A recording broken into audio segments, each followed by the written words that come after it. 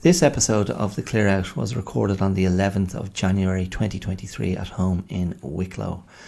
And it is an episode that looks at grief again. I have a little bit more to say about the recent death of one of my uncles, and the aftermath of that. I also talk about the value of kindness. I talk about I think unsuccessfully, but I try to talk about the nature of wisdom and what wisdom might look like. And I also talk about the idea of nourishment. And so I suppose nourishment in a existential or spiritual sense, as well as a physical sense. But I warn of the dangers of sanctimony and piousness that might attach to living a life that's too nourished. So that's what's coming up. I also have some nice quotes there from Frank Capra's "It's a Wonderful Life" and from a thoughtful rabbi that stimulated some of the conversation today. So there you go. That is what is coming up. I hope you enjoy what you hear, and I will see you around the corner. Cheers. Not gonna change my mind, leaving the dream behind. Keep my Hi, my name is Dara Clear, and you're listening to The Clear Out. You're very welcome. You're very welcome to this rainy day. I just had the cat, the younger cat. I can never remember. Oh, she's the assistant to the head of marketing. Is that what I called her? Anyway, Ruby, the younger cat, wailing at the window here at the little home studio at #blessed, because it's lashing rain, and I went to the door to let her in. No sign of her. She was at the other side of the house. Been a little soggy furball. Anyway, that was flow interrupted. Speaking of flow interrupted, one of my brothers gave my daughter a fantastic book for Christmas, which the name of which I'm not going to remember precisely, but fundamentally is this beautifully illustrated large format hardback book about Irish goddesses. And my daughter's name is Maeve, and Queen Maeve is featured.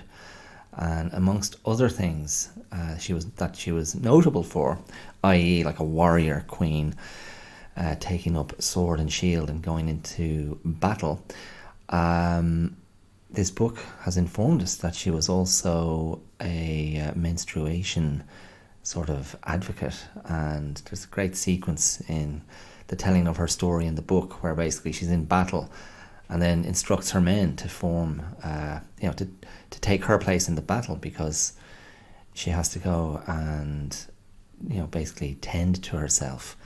And even better, Cuchulainn, legendary Irish warrior, comes across her when she is having this private moment, and his code of honour forbids him from attacking her while she's like that. So juicy stuff. So in that case, that was flow, not interrupted. That's what just came into my head. Anyway, there you go.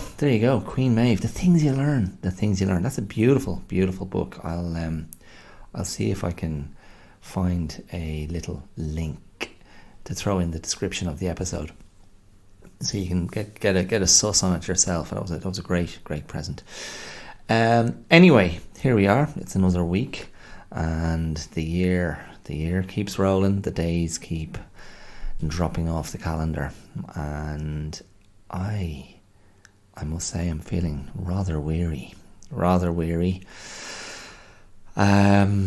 Yes, I'm sort of hesitating. I'm hesitating. Where should I begin?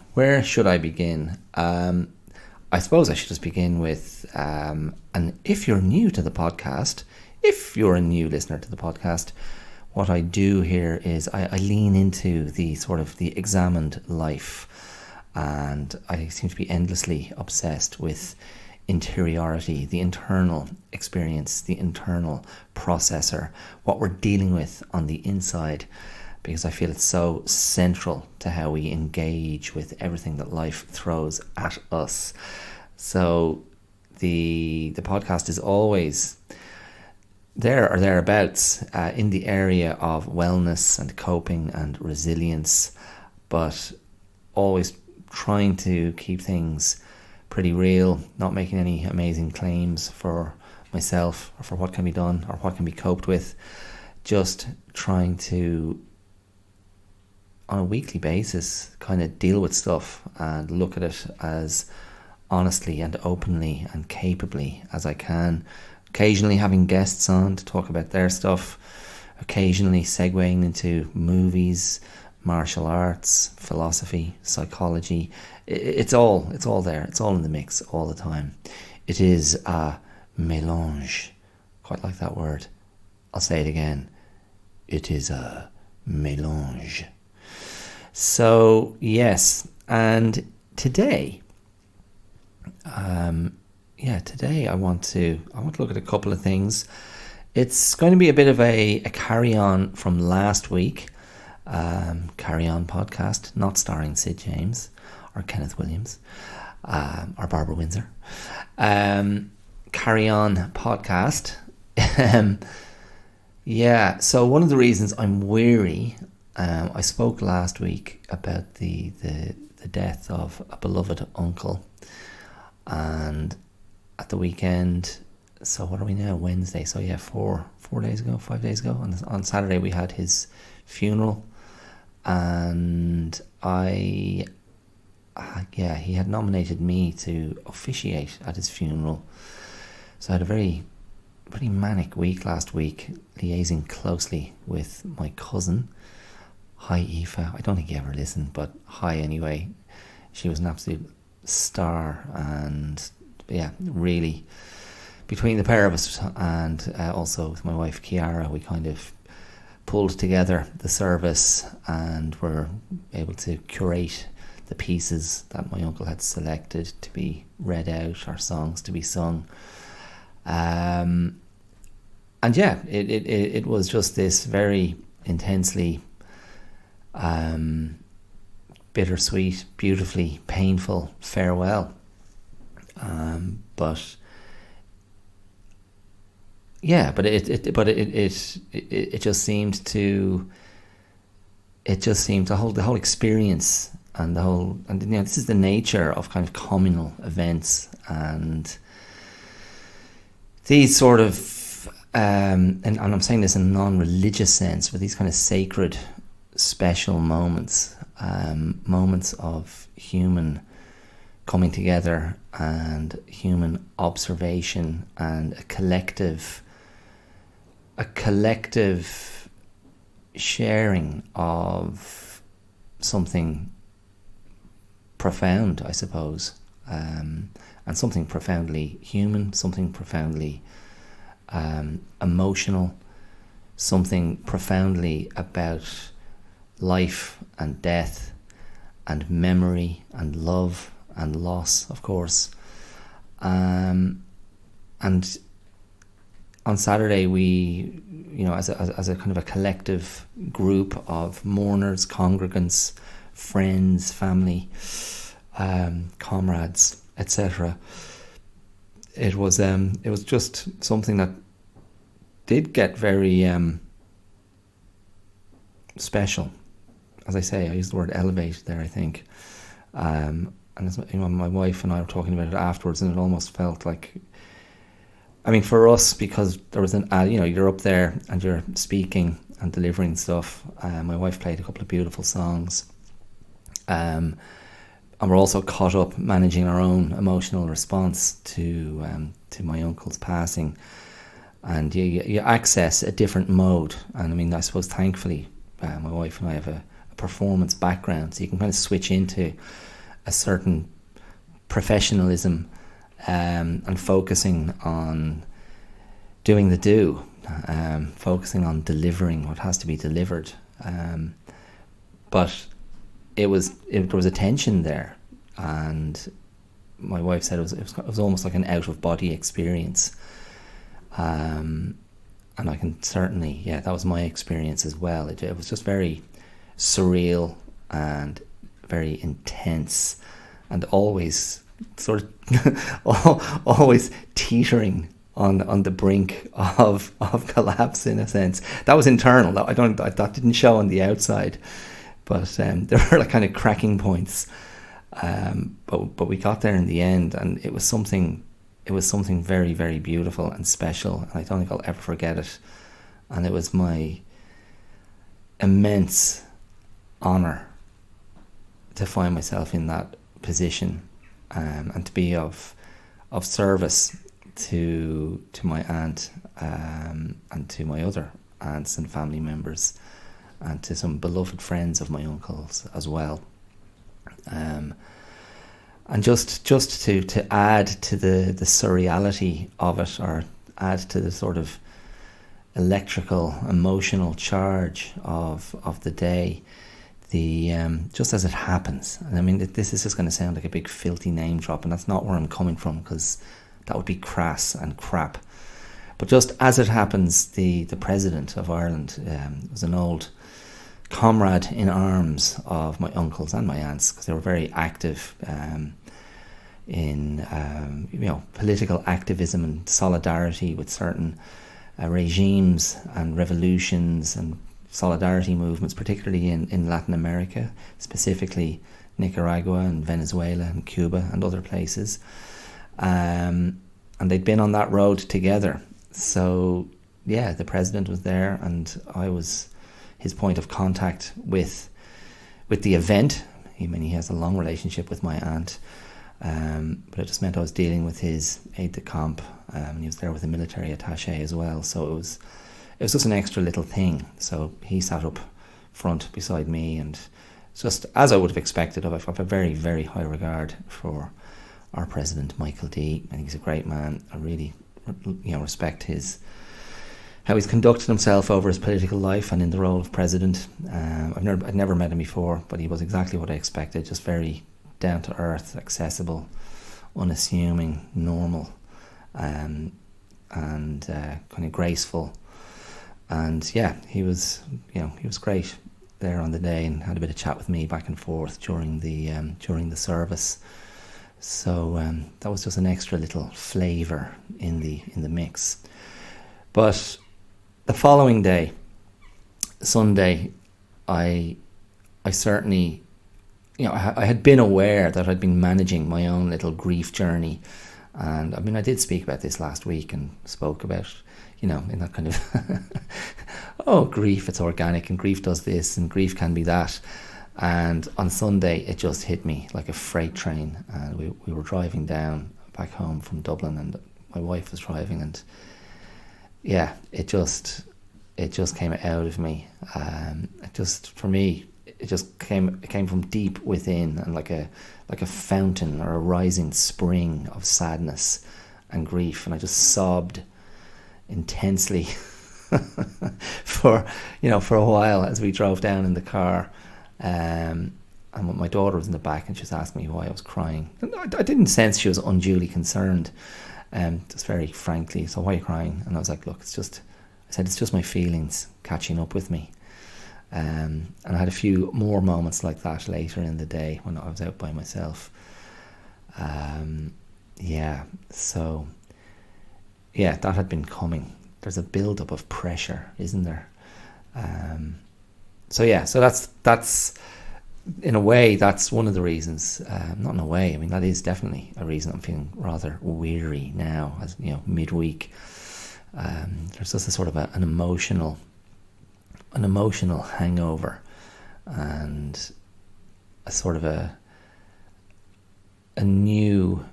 sort of a re-reckoning and a rebalancing of what the world is now. And I think that I'm sure that's a common experience for people who've lost loved ones, people close to them. The world takes on a different cast, and I think it's challenging. It's challenging initially. I mean, that's part of the recovery journey. There will be renewal and recovery, and there will be flourishing again. But as I put it to another cousin, I was saying that the constellation of our family is, we've had a few stars extinguished, and the constellation is burning a little less bright. And I think that's something we all probably instinctively understand, and it's confronting. It's confronting because you're losing some very bright stars and very important stars in the constellation, and that's yeah. I mean, and you realize when you're particularly at a service like on Saturday, you realize how many people that light reached. And it was funny on Sunday night, and this is pure selfish indulgence on my part, like knackered, and really what I should have done was just taken my arse off to bed and just crashed. But the busyness of Christmas, and then the busyness of the lead up to the funeral, and the New Year busyness with my sister-in-law and her fella and her son here with us, I kind of missed a few of my usual Christmas traditions. And I was absolutely determined to watch It's a Wonderful Life, because I hadn't got round to it this year. Frank Capra's 1946 Christmas classic, James Stewart as the beleaguered small town hero, small town good guy who's done right by everyone in his small little bank, carrying on his father's legacy and sacrificing his own dreams, and then has his crisis point and wants to throw himself in the river, wants to kill himself because he's worth more dead than alive to his family. And an angel comes down, an angel in training, an angel in waiting, comes down to save him and to show him, hey, listen, hold on a second. It's not all bad, it's not all doom and gloom, and let's have a look at what you've done. And of course it leads to one of the great sequences in kind of classic Hollywood movies, where a horrified James Stewart, in the character of George Bailey, is shown what that town would have become had he not lived, and it's just this kind of nightmarish sequence where he's like, nobody knows him. People whose lives he touched in very meaningful ways have gone down very different paths and ended up in very kind of diminished states. And it's a cynical, seedy, joyless town that has gone the way of the main villain of the piece, who has the big bank and who just cares about money and exploitation, and the kind of the Scrooge-like figure in the Christmas piece. And the town is named for that guy. It's no longer called Bedford Falls. It's now Pottersville. And I think, unless I'm very much mistaken, Bedford Falls was the model for the town used in Back to the Future. Isn't that right? Am I wrong? I'll have to check that and come back to you on that. Come again, because the movie directors, they're all nostalgic for the movies as well. Well, some of them, not all of them. But in any case, I was watching that movie and I was knackered and I was kind of dozing as I was watching it and enjoying it. There are certain parts of it I enjoy more than others. But then, towards the end, as George Bailey has been nudged, by Clarence Oddbody, the angel, as he's been nudged by Clarence to an epiphany of understanding, how significant his life actually was and how many people he was significant to. Clarence Oddbody says this. He says, "Strange, isn't it? Each man's life touches so many other lives. And when he isn't around, he leaves an awful hole, doesn't he?" And of course, I heard that, and it just hit me like a thump in my guts, because after the previous day's experience with the funeral service and all the the stories and memories and anecdotes, and kind of emotional sharings connected to my uncle. Yeah, that line just slaughtered me. And again, that idea of leaving a hole, which again, I feel like that lends itself to the constellation idea, where a star is extinguished, and it's kind of a hole in the sky. Then, isn't it? It's an empty space in the blanket of night. So yeah, I was kind of reflecting on that idea as well.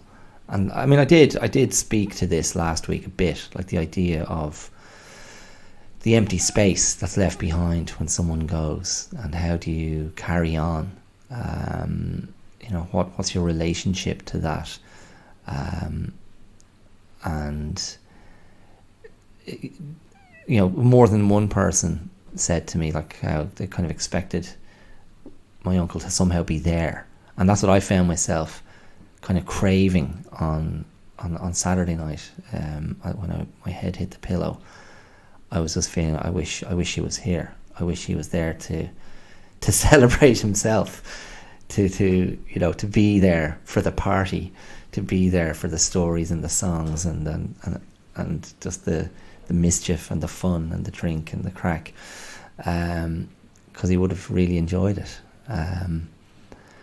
But again, following something I said last week, I mean, ultimately, even though it's been a sad period, I do feel that people live on within us, and it's in the memories of the living, and the sharing of those memories and the honouring of those memories, that people remain with us. So anyway, and just tenuously, well, no, not tenuously connected at all, actually, like very clearly connected. One of the things that came up again and again over the weekend was just people talking about the my uncle's kind of kindness, and like that was something I was thinking about as well, and the value of that kindness and how that kindness expressed itself. And to my mind, there was just a generosity that my uncle extended to so many people. And I'm not talking about a material generosity, although he was capable of that as well, but more a generosity of time and space, to kind of allow you to be with him in a very kind of relaxed way, but like a space was given to you to be present, to express yourself. That's really quite a special gift, I think, and not everyone has it. In fact, a lot of people don't have it, because it's a sort of there's something very serene about it, and very calm, and there's a very kind of gentle strength in that kind of behaviour and that kind of generosity, to go, I don't need to be speaking now, I can be listening. But it's interesting today, in that regular email I get, the word a day email, which is sent to me by Anu Garg. He's the curator of that. It comes from is it wordsmith.com? Is that what it's called? Wordsmith.org? Oh my goodness. I just want to attribute appropriately here. Wordsmith.org. So I've spoken about this before. I get this email 5 days a week, and it's fundamentally an etymology email, where you get a word, you get its origin, you get its usage, and it's just a little kind of 3-minute diversion every day. And if you're like me and you like words, you like language, it's a nice little thing to get. In any case, that email is always accompanied by and concluded with a quote from someone whose birthday is the day of the email. So today, am I right? Yeah, today the quote comes from Abraham Joshua Heschel, who was a Polish-born American rabbi and professor and writer and philosopher thinker. So he was born on the 11th of January 1907, died in 1972. And his quote, which I quite liked and which I'm going to share, is, "When I was young, I admired clever people. Now that I am old, I admire kind people." So again, I just thought, well, that's nice, and that makes me think of my uncle again. And it, it's something I find I value a lot. Just people being nice, and nice is one of these sort of vilified words and one of these vilified concepts that can be it's a word that's kind of patronized and looked down upon. Nice, I think the implication is nice is without colour, without character, bland, beige, nothing, innocuous, insubstantial, not noteworthy. But I don't know, it's a very particular thing, isn't it? Like the ability to be kind, and not like preach about it or be sanctimonious about it. I think it's a lovely expression of humanity, of human kind of thoughtfulness, consideration, and it's often very selfless, which is, I think, very appealing. Now, I did say last week one of my own goals for the year was to be kind to myself. I think I said to be a friend to myself, and I think there's learning in that. It's no good being kind to everyone else if you're crapping all over yourself. It diminishes the starting point. And where you're coming from is pretty important, I think, to the success of your outwardly directed actions. And I think that was one of the reasons that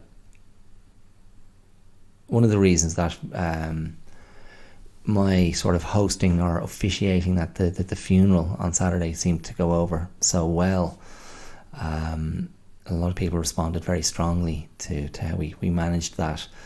And I think it's because of my own instinctive kind of recognition of what the focus was meant to be and the importance of doing that right and doing it well. I don't know. That's maybe that's not a particularly articulate way of expressing that, but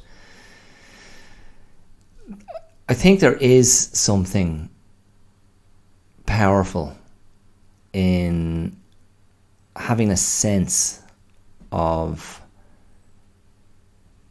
the need for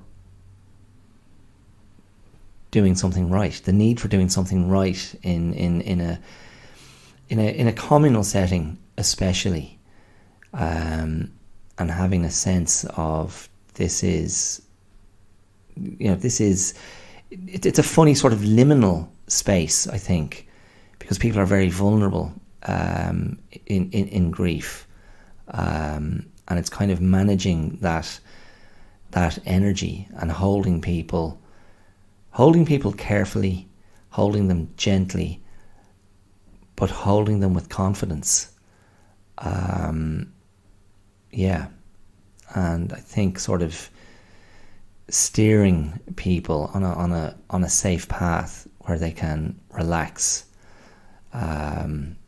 It's not to diminish that or trivialize it, but there is an aspect of performance in that, and bringing people on a journey.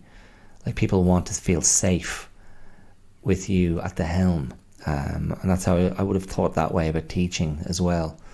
So it's like you step into the role, and yeah, if people trust you, something really special, there's always potential for something very special to happen. I think that's how I think about it. But yeah, I was thinking about this idea of kindness versus cleverness, which was, again, this came from that quote from Rabbi Heschel. He became prominent, I guess, because his own sort of spiritual leaning and his own kind of interrogation of his faith, his interrogation of Judaism and faith, led him to participate in the civil rights movement, and he marched with Martin Luther King. So I gather this is I just gleaned this briefly before pressing record. So I gather he was quite a prominent figure. I suppose mid to 3/4 century mark, from probably the 50s, 60s through the 70s until his death in 72. And he seemed to be known for a concept called divine pathos, which I gathered was something to do with God having an emotional response to creation. And there's a documentary about this guy called Spiritual Audacity. These are great terms, aren't they?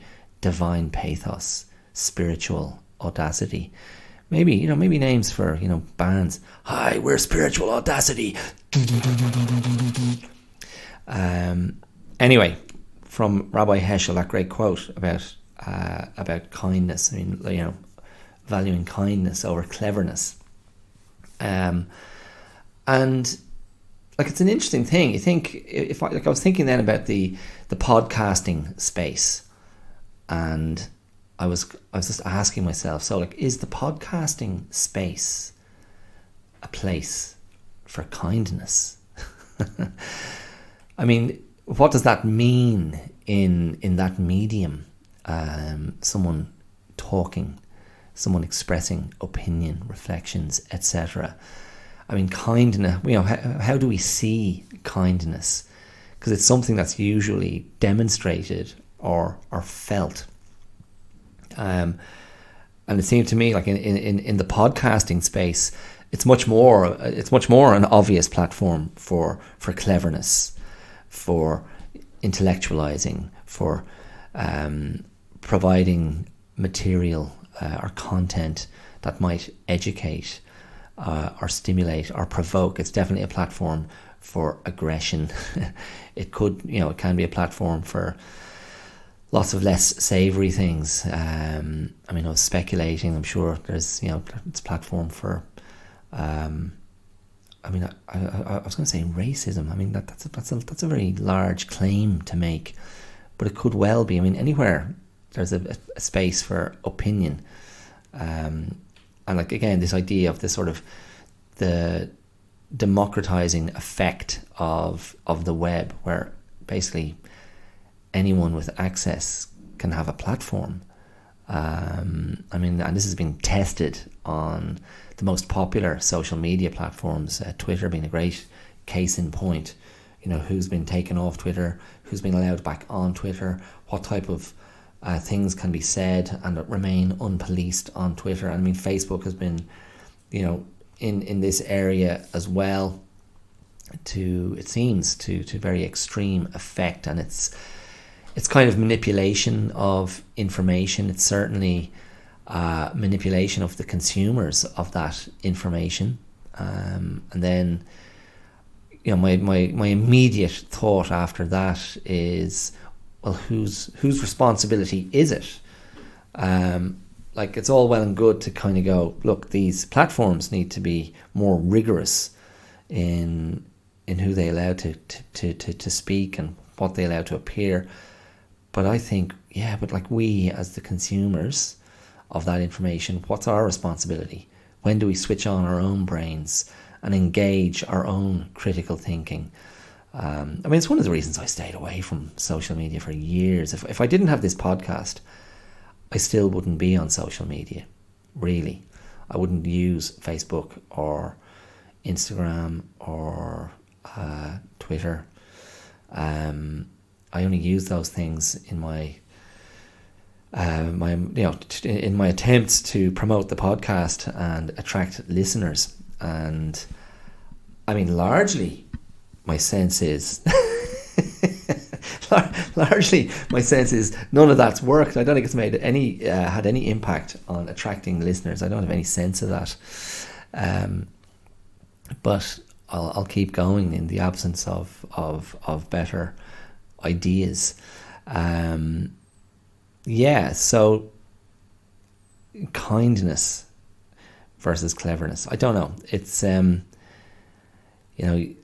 listen, it's not a zero-sum game. You can here's a radical concept. You can be clever and kind. Imagine that. He was so clever, but he was also so kind. He used to give cats to old ladies. But that idea then, like these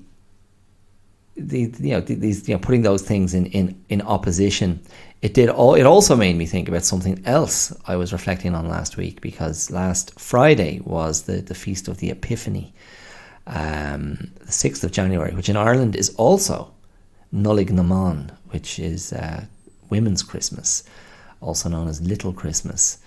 I think the history of the Women's Christmas idea, it's like, well, once the whole Christmas festival is over, and historically women would have been doing all the cooking and cleaning and hosting and preparations and the heavy lifting of hospitality and caring through that time. The idea was that on Women's Christmas it was their turn to relax, and I think there was also a sense of that was the day that servants would relax. And was there a tradition in some cases of the masters of the house serving the servants on the 6th? Am I wrong? Is that apocryphal?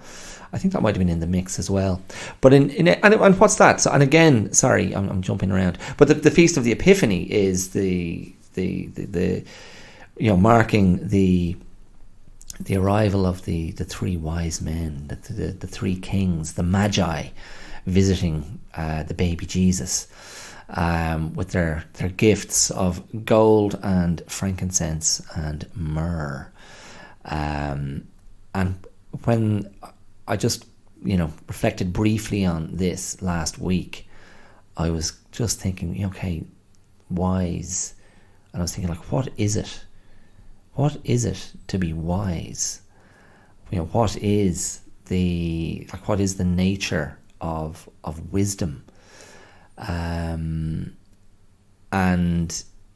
if that's one of our sort of cultural cultural templates coming down through the Christian tradition, the three wise men, not the three wise women.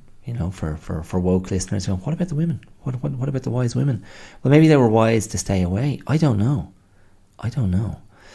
But the wisdom. I mean, basically, what did the gifts represent?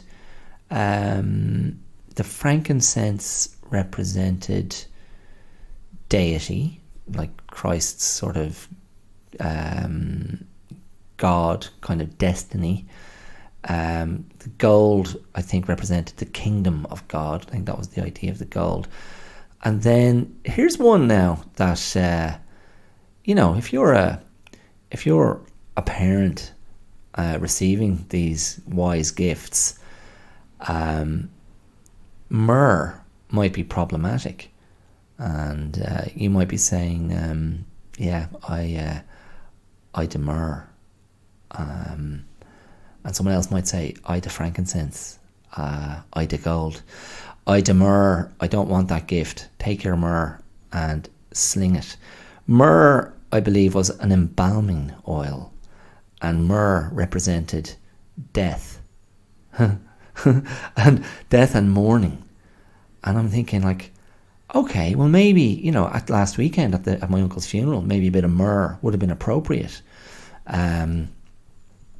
Seeing as we were observing the ritual of of death, of a funeral, of saying goodbye, of marking the end of a life.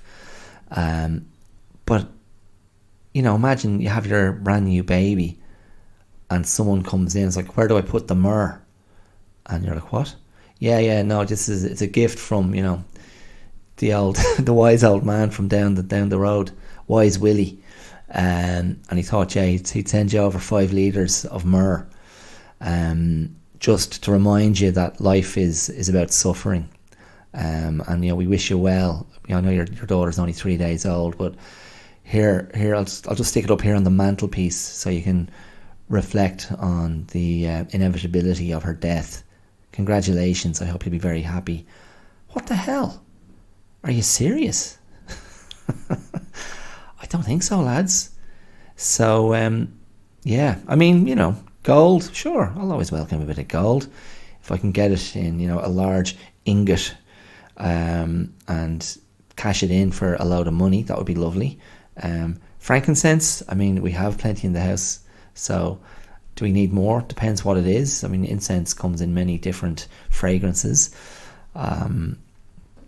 But yeah, myrrh, I don't know. I think if you go back to the Bible or the Gospels, the myrrh is meant to sort of foreshadow the suffering of Christ at the end of his young life. But I'm not sure. I have a real issue with the with the sort of the sort of original sin area of religion. I don't care for it. I don't care for the guilt package, and the sort of the self-slaughter of religious guilt. I just think, no thanks, lads. I question the value of it. I question the wisdom of it. So yeah, to return to that question, wisdom. What is wisdom? I'm just getting a flash of some Brian O'Driscoll anecdote. What's that thing? Brian O'Driscoll, retired Irish international rugby player, and one of the great rugby players of all time. And he had some funny little quippy kind of thing he said in an interview once about strawberries and tomatoes and not putting strawberries in a salad. And that was kind of, I think was wisdom the context? I'm probably misrepresenting that. Anyway, don't worry about it. What was I going to say? Yeah, wisdom. So, wisdom. It's a combination of things, isn't it? And I think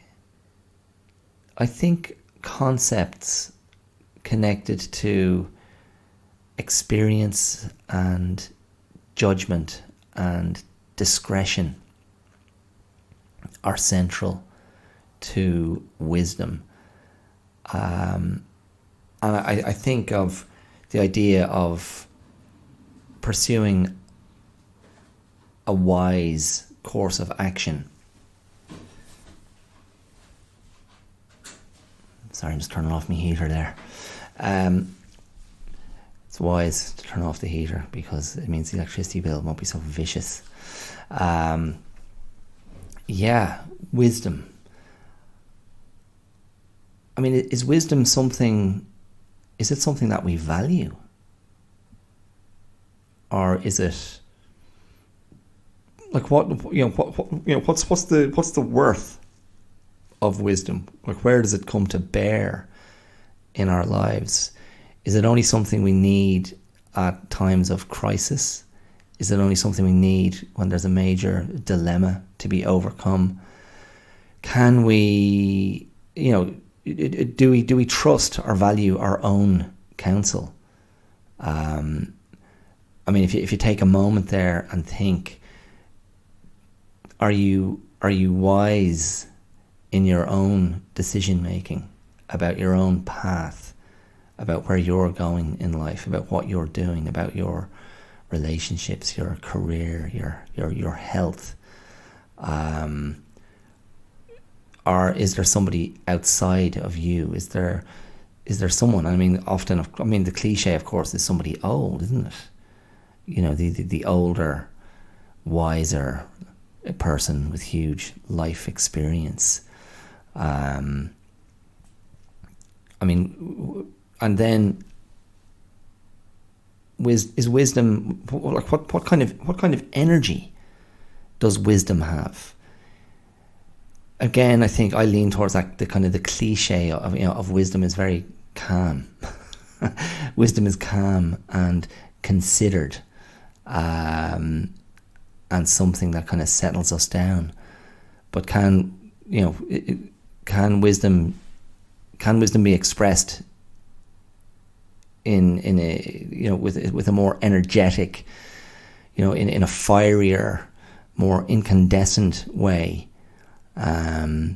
Maybe if that's kind of an application of wisdom in a given moment. I don't know. I mean, I'm not losing any sleep over this, by the way. I'm not agonizing over it. This is just it's just something that kind of got stuck in my brain. The nature of wisdom. I don't know.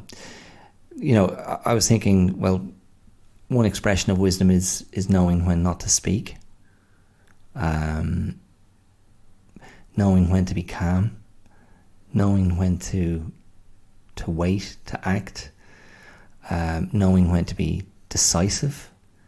I'm not sure. I'm kind of still percolating on that. It's probably too wide open a notion, is it? Wise.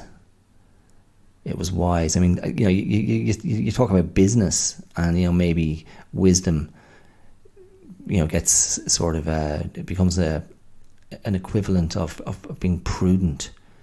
You were wise to invest then. You were wise to sell those shares. I don't know. I always go a bit cold the second I venture towards that side of the fence. I'm out of my depth. So I don't know. That's one. Maybe that's one to come back to. The nature of wisdom. And I'm not satisfied with this particular interrogation of it today. So. My apologies if that didn't really go anywhere. But here I'm going to for the last part of the episode, I'm going to reflect on something I've been thinking about just in the last 2 or 3 days, because in my sort of passive, knackered kind of state, I found myself just kind of vegging in front of my screen. Just looking at silly stuff on Instagram, actually, little silly, videos, and not all silly, some nice. I mean, generally what I get, based on my viewing history, Instagram throws up cat videos, cat and dog videos, martial arts videos, some wellness content, and then little bits of music and comedy, humorous people doing humorous things. So humorous. It was very humorous. How's your humorous? But I think 2 nights ago I just sat up way too late. I must have spent like an hour, 90 minutes maybe, just scrolling through these little short videos on Instagram, laughing, and then bumping them onto people. And I just, I just found myself just kind of quite annoyed with myself when I finished. Like, what the hell was I doing? And I was just, as I say, I used the word passive. I was just in this kind of passivity, letting the phone, the screen, take over, like a drip feed of strangely insubstantial sustenance, And yesterday I was thinking, oh man, watch out for that. Don't fall into that habit.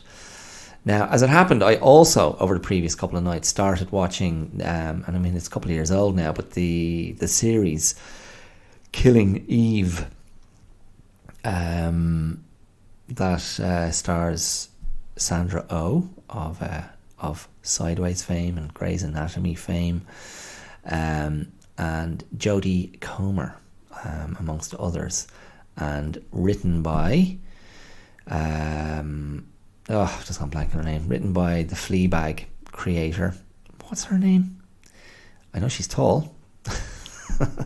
Oh man, that's pathetic. Anyway, I've watched over the last couple of nights. I watched the first 3 episodes of the first season of Killing Eve, and yeah, it's based on the Villanelle novels about a female assassin.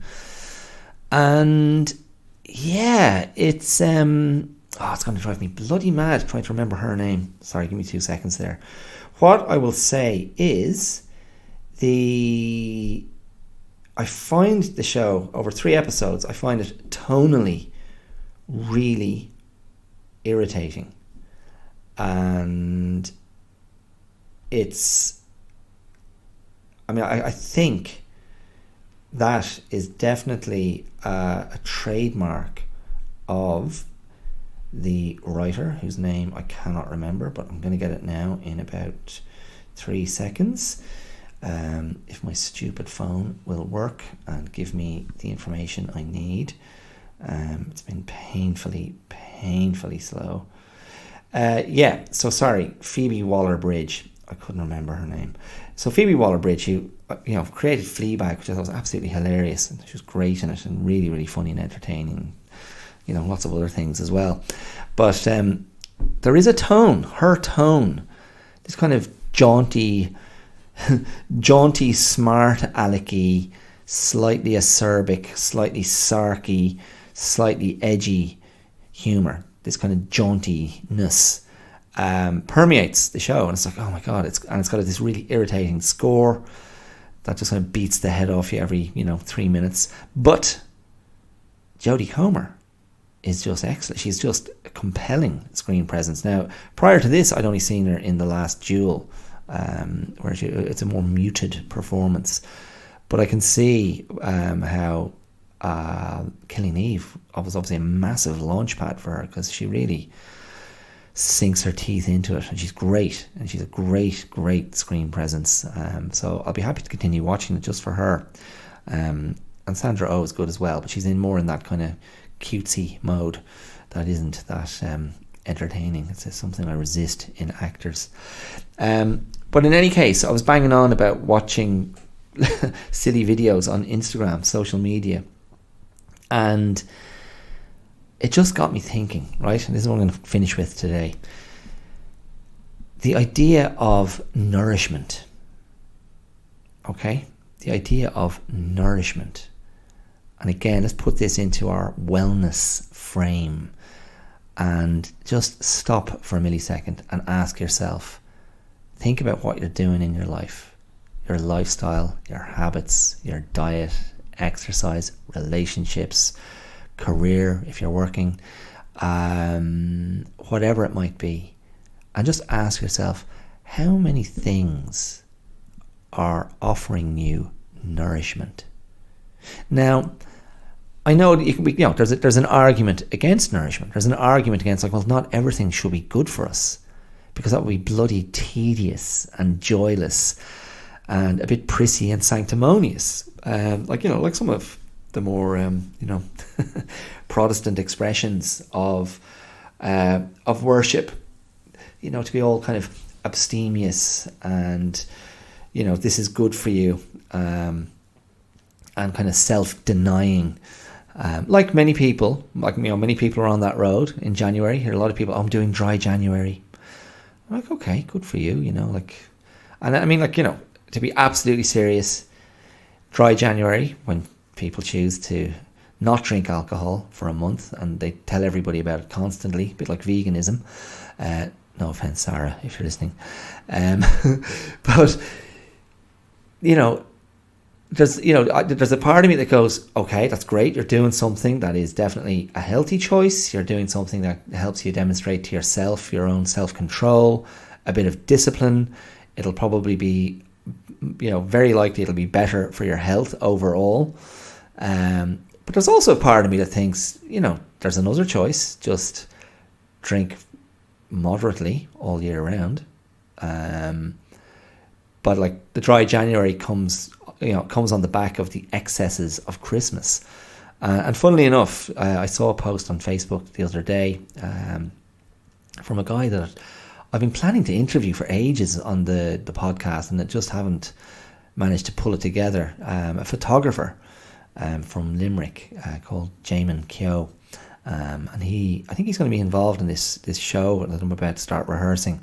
And Jamin seems like a very good guy, and he just put up this long post about basically not drinking for the last 20 years. And he made reference to, and again I'm paraphrasing, but it was a great post, but he made reference to sort of the kind of the difficulty of doing Christmas in Ireland. And again, that they're not his exact words, but that was kind of what he was saying. The sort of the kind of the drunken abyss you can fall into observing Christmas in Ireland. It's very habitual and very cultural, and there's a great kind of collective letting off of steam at Christmas, and that's not exclusive to Ireland, but there's this kind of gleeful there's this gleeful embrace of pints and drinking, and that's not my choice. It's not something I've ever really been into, but it's out there. Like it's out there, and it was nice to see him articulate it. And he wrote a lovely little piece just about his own journey and why he felt at that younger age that no, this isn't a good road to be on, and what his drinking had been a response to in the first place, a coping mechanism, a response to the loss of a friend, and it was really good. So yeah, nice one, Jamin. That was nice, and kind of thoughtful and welcome. And yeah, hopefully we'll get Jamin on the podcast at some point in the next little while. But yeah, like this idea then, like the dry January idea. Sometimes I just feel like, yeah, like I said before, it's like, okay, brilliant, well done. So, but also a little bit like, so what? Like if you're an actual alcoholic and you're in recovery and you're on that journey one day at a time, that to me is the greater achievement, to try and stay sober, or any form of addiction that is having a massive negative impact on your life, on your choices, on the people around you. If you can find the courage, the will, the motivation to begin to step out on that road, I have nothing. I applaud you. I feel enormously lucky in my own life that I dodged the addiction bullet, and others very close to me haven't. And it's that is no achievement of mine. That is no achievement of mine. I swear, that's how I feel about it. I don't go, look at me, I'm great, I can have a drink and not need another. I've never been interested in drugs. Aren't I amazing? It's like, sure, there's nothing amazing about it because that was just in me. So it's not an achievement on my part. Like, it's much more of achievement if you were an addict and you managed to break that habit and break that addiction and get rid of the hold of that over yourself. But to bring it back to the starting point of this, the idea then of nourishment, because that's what I found myself thinking after that, whatever it was, up to 90 minutes of just mindless scrolling on Instagram late at night. I thought, oh my God, I mean, that could have been an hour and a half of sleep, which would have been far more beneficial. It could have been an hour and a half of reading. It might have been, I don't tend to do it anymore. I don't really write at night time, but it could have been an hour of writing. It could have been meditation. It could have been breathing. It could have been, I don't know, whatever. It just, yeah, anyway. Nourishment. I just found myself thinking, okay, so what am I doing that's actually good for me and making me not better, because better has a sort of a moral implication maybe. If we're not talking about cold statistics, but making me more capable of doing the things I want to do, and feeding the larger sort of wellness drive and the larger functionality of myself and of yourself, if you're thinking about yourself, like what's nourishing you. So I mean, like getting rest nourishes, eating well nourishes, doing appropriate amounts of exercise nourishes, having good relationships nourishes, expressing emotions and thoughts that are healthier coming out rather than staying in nourishes, reflecting on your thoughts and emotions and gaining understanding of them nourishes, drawing boundaries nourishes, facing into your fears nourishes. So, amongst many other possibilities. So, I don't know. Maybe I don't know. I don't know if I'll stay with this concept as the year goes on. But I'm liking it at the moment. I'm liking it as maybe an overarching idea for the year. It's a very grandiose claim. But maybe nourishment is the thing. But again, don't nourish a sense of pride. Don't nourish your sanctimony. Don't nourish a sense of superiority. Don't nourish those unhealthy parts of your ego. These are lessons to myself. These are notes of caution to myself. Because there's nothing worse. I've said it before. Don't do a sting on it. Do you know what I mean? Don't do a sting on it and come out and be all healthy with your herbal tea and your bloody yoga pose and this kind of holier than thou crap. It's like Sting, feck off. Just play the songs, be a rock star. You don't need to show us your shiny aura. Feck off. So you know what I mean? They're like, that's in the mix as well. So it's great to be nourished, but don't bang on about it. Don't tell everyone constantly, oh, look at me, look what I'm doing, look, I'm so.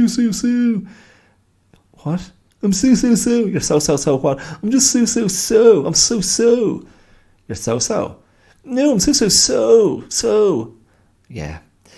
That's the energy. Do you know what I mean? I don't know, is that very cynical? I am cynical about that. Just feck off, Let's nourish that concept as well. Just internalize it. Do you know what I mean? Internalize it. The objective is not to bang on about it. The objective is not to perform it, to show it, to package it, to present it. The objective is to internalize it so you can be functional and well and happy in all other areas of your life in a normal, natural, balanced way, whatever that looks like to you. Whatever that looks like to you. My wife was mentioning a new, now, is it Gabor Mate? Is that how you pronounce his name? He has a new book, The Myth of Normal, that he's co-written with his son, Daniel Mate, apparently. The Myth of Normal, just that, a tiny little concept, isn't it? The myth of normal. What is normal? I don't know. I mean, I'm a terrible believer in kind of moderation and, the middle way. Balance, which is such a... I've moved a very large distance from the manicness of my childhood self. When I was hyperactive child, number one on the hyperactive charts of most wanted or most unwanted children in Ireland. So I wasn't really preaching moderation and nourishment then. Then I was preaching, where are the fizz bombs? Give me more fizz bombs. Give me more Skittles. Give me more opal fruits. These sweets aren't colourful enough. They're not mental enough. I can't feel my brain exploding. So these sweets obviously aren't the thing I need.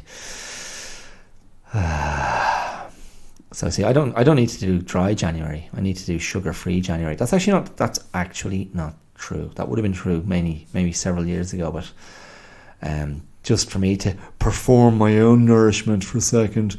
Yeah, I think since I cut back on sugar, I've just had a lot more energy. Just been in a much better headspace generally. Not going to the dentist as much. And I just want to say, fair play to me.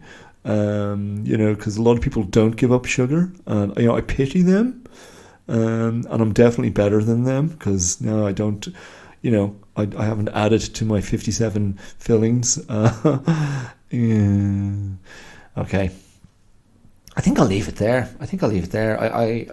I was very optimistic when I started this episode that I'd lean into something sort of deep and profound. I don't think that happened. Although, obviously, maybe when I spoke about the funeral, that there was something there of substance. That was nourishing, by the way. That was extremely nourishing to do that, to do what I did at the funeral. That was kind of soul nourishment, and it was soul consolation. And soul kind of minding. So that was deeply, deeply nourishing. Even though it was exhausting as well. Anyway. Okay, so look, let's leave it there for another week. Thank you for listening. I hope you enjoyed this if you made it to the end. As always, you can throw me some love on social media, a like, a comment, a share. You can subscribe. You can leave comments, reviews, wherever you're listening to the podcast, Spotify, Apple Podcasts, Google Podcasts, Pocket Casts, whatever, wherever. I'd welcome anything you have to say. This is an ongoing, independent project. And it's a little bit of output I work on every week and try to put out something that's of quality. I value it. I put a lot of myself into it, obviously.